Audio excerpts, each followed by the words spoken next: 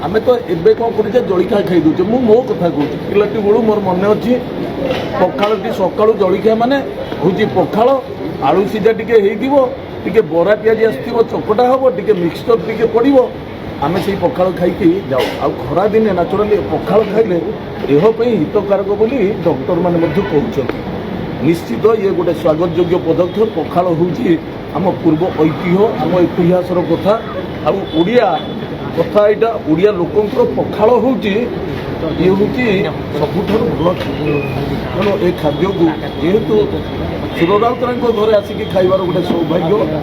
बाबुनी बाबू को धन्यवाद दूसरी मनमोहन राउतराय को गोटे धन्यवाद दूसरी से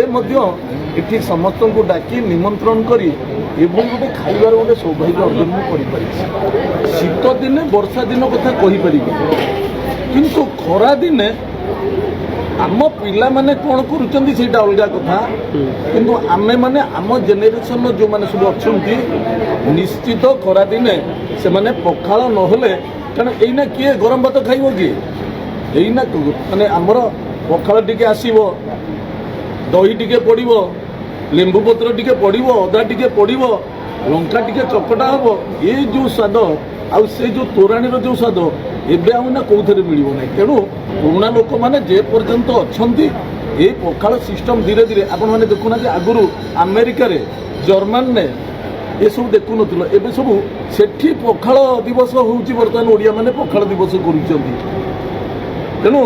केबे पखाड़ जिनसटी को केही घृणा करिवे नै बरं पसंद करिवे कारण देह पाई से गोटे सालाइन काम करिवे देह पाई सालाइन तेणु निश्चित पखाड़ दिवस टी समस्ते स्वागत करेंगे भल लगे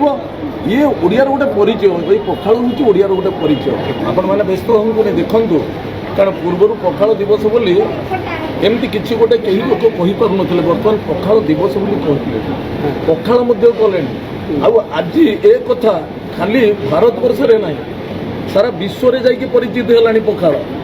जर्मन को आरंभ करी अमेरिका टू आरंभ करी स्पेन टू आरंभ करी दुबई पर्यंत सबु जगार बर्तमान पखाड़र चर्चा चलिलानी तेणु आशा करुचु आपण मैंने जो कहते मान्यता पाइनी बोली आशा विश्वास निश्चित पखाड़